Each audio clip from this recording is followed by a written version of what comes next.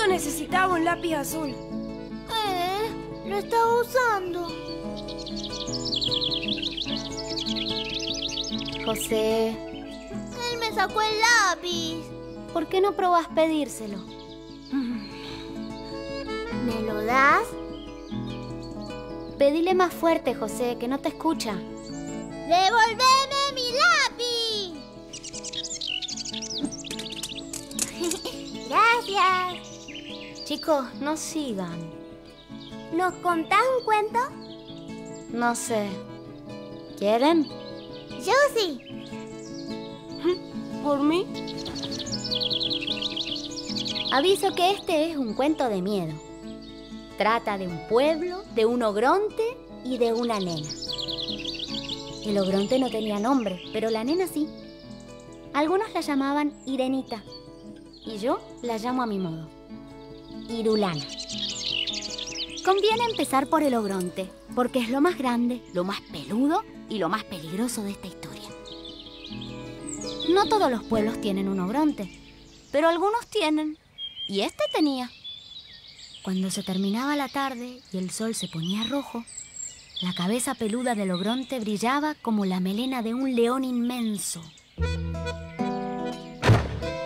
Y la gente del pueblo sentía mucho miedo. La gente, en cuanto se despertaba la mañana, pensaba, ¿cómo habrá amanecido el ogronte hoy? Era importante saber cómo había amanecido el ogronte.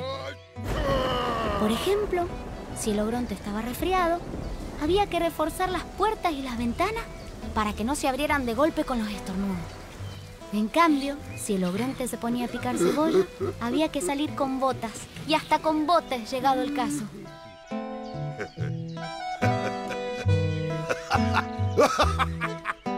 Si estaba contento y carcajeaba, había que guardar los floreros en los roperos para que no se cayeran al suelo con los temblores. ¿Y si estaba enojado? Bueno, todos cuidaban mucho que el ogronte no se enojara. Siempre le decían, buenos días, señor ogronte, y buenas noches, señor ogronte, con muchísimo respeto.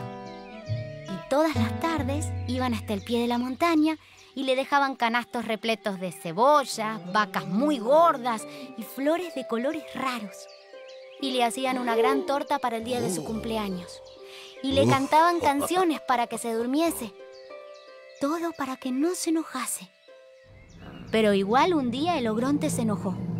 Se enojó porque sí. Vaya uno a saber por qué se enojan los ogrontes. Se notó que se había enojado porque empezó a gritar y a rugir y a mover los brazos en el aire como un molino. Y porque sus dientes enormes brillaban más que su melena del atardecer. El pueblo entero se arrugó de miedo. De miedo a que lo comieran. Porque ya se sabe que los ogrontes, cuando se enojan, se comen pueblos enteros, con sus casas, sus personas, sus calles y sus kioscos, y sus perros, y las petuñas de los jardines, y sus estaciones con trenes y todo. Pero yo dije al principio que este era el cuento de un pueblo, de un ogronte y de una nena. Ahí está la nena, ¿la ven? Es esa de rulitos en la cabeza. Irulana.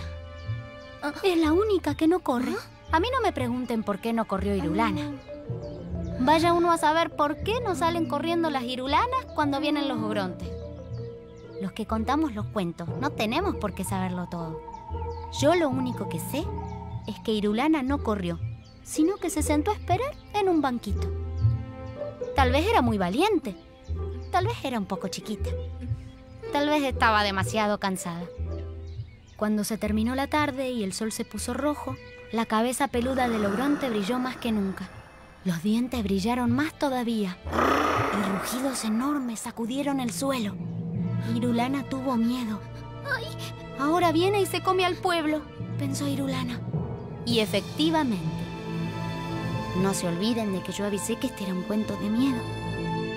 En cuanto llegó la tarde, el ogronte empezó a comerse el pueblo. Ya sé que esto es terrible, pero ¿qué se le va a hacer? Así son los ogrontes. Empezó por el ferrocarril. enroscaba las vías en un dedo y después las sorbía como si fueran tallarines. Masticaba las casas como si fueran turrón. Y de tanto en tanto les daba un mordisquito a 2 o 3 árboles que había arrancado de raíz y que llevaba como un manojo de apio en la mano. La plaza la dobló en 4 como un panqueque y se la comió con gusto. Seguramente era dulce. Y comió y comió. Se lo comió todo.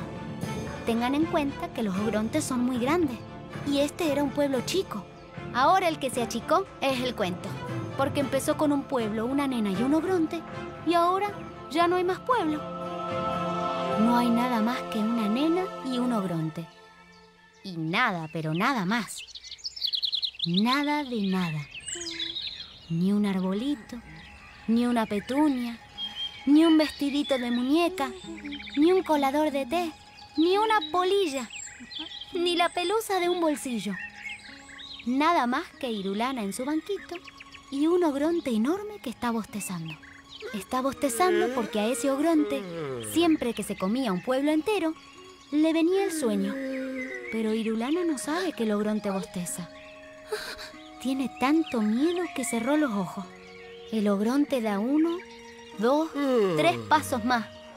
Y los pasos de los ogrontes llevan muy lejos. Y justo cuando está por descubrirla a Irulana en su banquito, se queda dormido. Ahí fue cuando Irulana abrió los ojos y lo vio. Parecía una montaña, pero seguramente era un ogronte porque las montañas no usan botas lustrosas ni cinturones de cuero.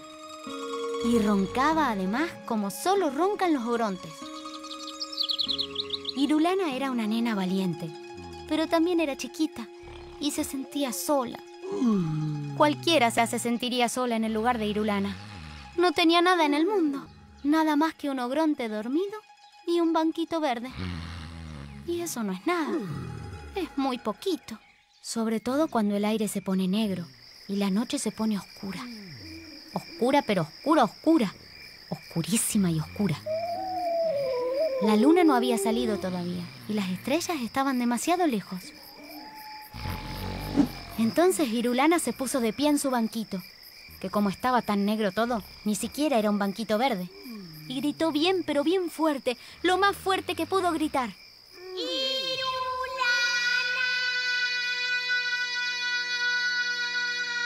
Eso gritó, una sola vez. Y aunque Irulana tenía una voz chiquita, el nombre resonó muy fuerte en medio del oscuro. Y el nombre creció y creció.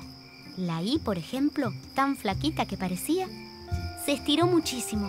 No se quebró porque era una I muy fuerte. Y se convirtió en un hilo largo y fino que se enroscó alrededor del ogronte, de la cabeza del ogronte, de los pies del ogronte, de las manos del ogronte, de la panza inmensa, donde estaba todo el pueblo. Y la R se quedó sola en el aire, rugiendo de rabia, porque las R's rugen muy bien, mejor que nadie.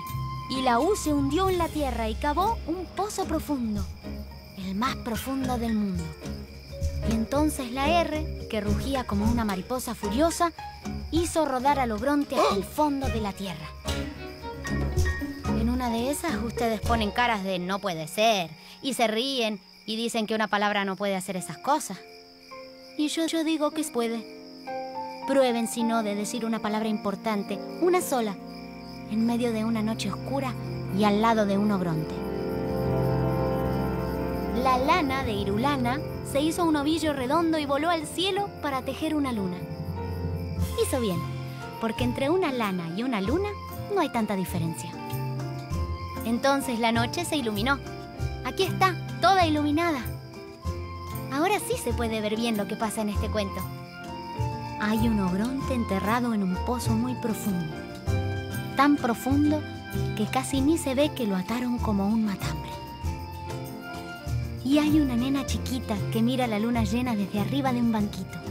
Parece que no hubiera nada más, pero si miran bien, allá lejos, en el fondo, hay un montón de gente que vuelve. Si acercan la oreja, tal vez oigan la música, porque traen guitarras, violines y panderetas. Vienen a fundar un pueblo. Y este cuento se termina más o menos como empieza. Había una vez un pueblo y una nena. Ogronte, en cambio, no había. Algunos pueblos tienen ogronte, pero este no tenía. Es un cuento un poco igual y un poco diferente. Eso sí, seguro que no es de miedo. ¡Listo! ¡Ya terminé! Pedro, creí que estabas escuchando el cuento.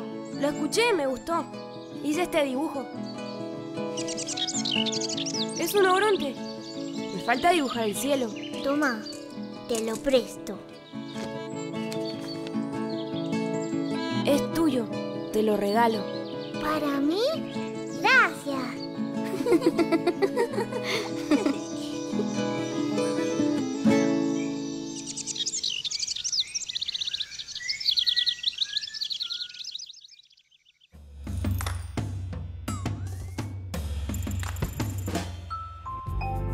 ¡Oh, Qué lindo, ¿eh? Un ¿No? cuento de Ogronte y Virulana. No.